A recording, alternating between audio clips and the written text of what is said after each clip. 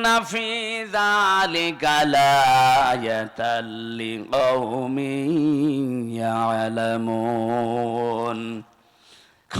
রব্বুল আলামিন বলেন, এই যে লামে তাকলিদ দিয়েছেন মাঝে আর বক্তব্যের আগে ইন্না আছে,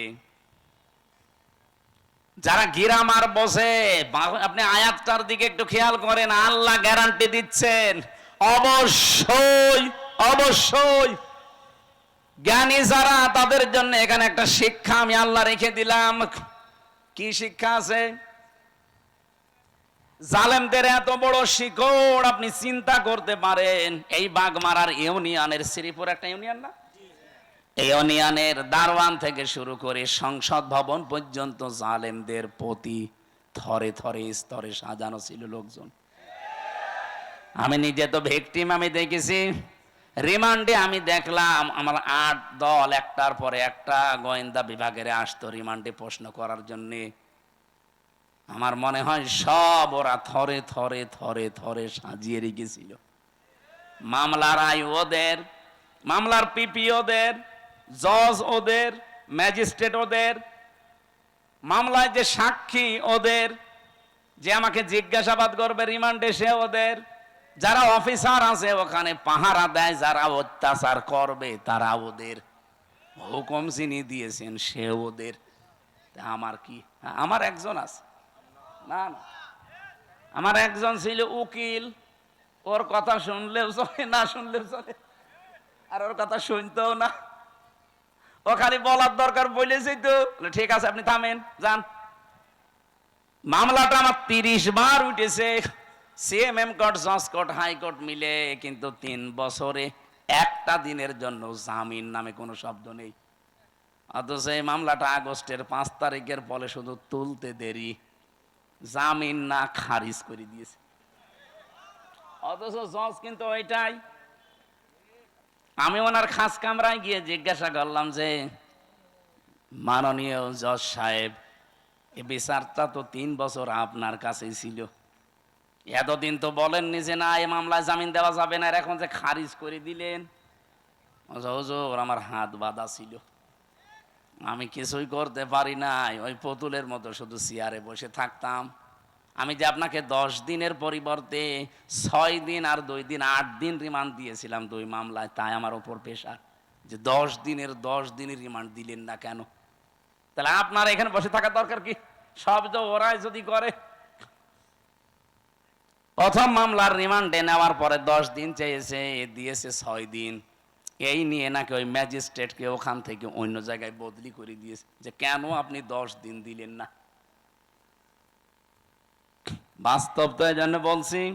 রিমান্ডের 2য় দিন আমার চোখ বেঁধে কালো কাপড় দিয়ে, পেছনে হাত হ্যান্ডকাপ দিয়ে, মাথায় দড়ি লাগিয়ে, পায়ের সাথে ডান্ডা বেড়ি লাগিয়ে নিয়ে গেল এক অন্ধকার মাটির নিচে ঘরের ভেতরে।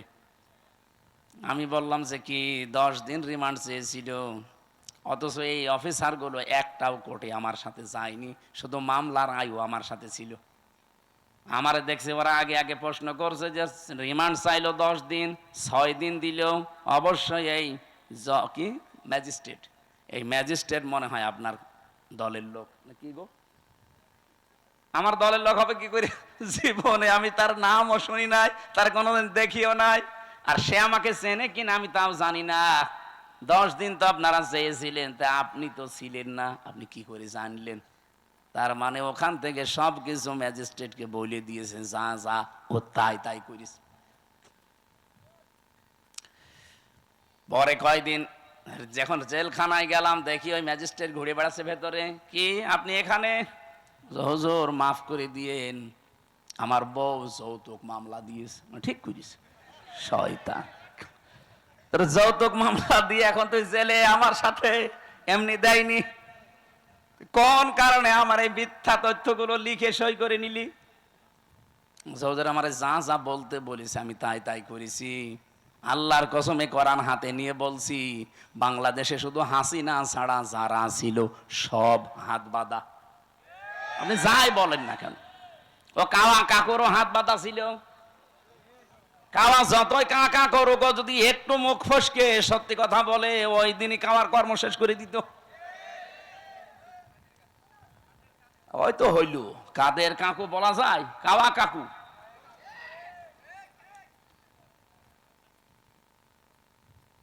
বলেন তো, এই যে স্তরে স্তরে সাজিয়ে রেখেছিল সব জায়গায়, কোনদিন ঘূর্ণাক্ষরও চিন্তা করেছে যে আমাদের এগুলো কোনদিন হারিয়ে যেতে পারে?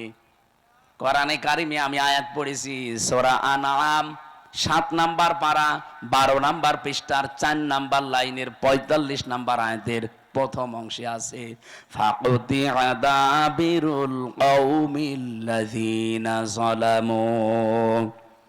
রব্বুল আলামিন বলেন, জালেমদের শিকড় কাটা হয়ে গেছে। কেটেছে কে? না না, আল্লাহ না। কতিয়া এটা মজহুল, এর ফাইল জানা নেই। জালেমদের শিকড় যে কাটা হয়ে গেছে, কেটেছে কে? আপনি কি আলেম? এখানে আলেমরা বসে আছে না? মাওলানা, কতিয়া এর ফাইল কে? জানা নেই, কেউ জানে না। জালেমদের শিকড় কাটলো কে? আপনি হানিফের বাড়ি এখন যে জিজ্ঞাসা করেন যে একটা পায়খানার ইটও নেই, প্যানও খুলে নিয়ে চলে গেল, গেল কে? কেউ জানে না। শুধু কি হানিফের বাড়ি, সারা বাংলাদেশে জালেমদের অবস্থা একই? যায় হালকা পাতলা দুই একটা ছিল। এই ফেব্রুয়ারির 5 তারিখে আজাবুল বুলডোজার নাজিল হয়ে সব শেষ। এ জেলায় নাজিল হয়নি? আমার প্রশ্ন ছিল কি বলেন তো, জালেমদের এত বড় শিকড় যদি কেটে ফেলা হয়ে যায়, আগামীতে যারা চেয়ারে বসবেন, কারা বসবেন আমরা জানি না, যারাই বসবেন সাবধান, জনগণের উপরে যেন জুলুম না হয়। তাহলে 5 বছর পরে আপনার বাড়িও শ্মশান হয়ে যাবে। এ পর্যন্ত বুঝেছেন নাকি হাঁ করে আছেন? সুতরাং যার যা জিনিস নিয়েছেন, চুরি করে হোক, ডাকাতি করে হোক, চাঁদাবাজি করে হোক, যা নিয়েছেন যেটা আপনার না ওটা ফেরত দেন। হ্যাঁ, যদি আপনার জিনিস আপনি ফেরত পান অসুবিধা নেই। এই যে ইসলামী ব্যাংক, যাদেরটা তারা ফেরত পেয়েছে। অনেকে বলছে না এটাও চিন্তায় হয়েছে। চিন্তা হয়েছে মানে ইসলামী ব্যাংকে আপনার বাবার নাকি? যাদের ব্যাংক তারা ফেরত পেয়েছে, তাদের মাথার ঘাম পায়ে ফেলে টাকা দিয়ে ব্যাংক করা। কথা বলেন না কেন? ব্যাংক যাদের তারা ফেরত পেয়েছে। জিনিস যার, সে যদি ফেরত পায় এই হাদিসের আওতা মুক্ত থাকবে সে। কিন্তু আপনার জিনিস না, আপনি বাবা শাহজালাল সব হালাল বলে দখল করে নিচ্ছেন। এটা যারা করেছেন আগামীতে ফেরত দিয়ে দেন কালকেই, নাই তো আপনি নবীর উম্মত আর নেই। আপনি মরে গেলে আমারে দিয়ে জানাজা না, কাবার ইমাম দিয়ে জানাজা পড়িয়ে মাটি দেবেন, কবরে আযাব শুরু হয়ে যাবে। এরপরেও যদি কেউ না বোঝার ভান করে থাকেন, এদিকে আসেন, আসেন। এমন জোরে কানের নিচে 2টা দেব না, সব টের পেয়ে যাবেন। যাব না। ওয়ালিয়াতাবাওয়া মাকআদাহু মিনান নার, সে যেন জাহান্নামে নিজের একটা স্থান তৈরি করে নিল। আমার তো হাদিসটা পড়ে মনে হয় খাপের খাপ এই দেশে অনেকের জীবনে মিলে যাচ্ছে। আমরা যারা বেঁচে আছি, অন্তত আল্লাহ যেন আমাদেরকে বাঁচিয়ে রাখেন, বলেন আমিন। আরে ভাই,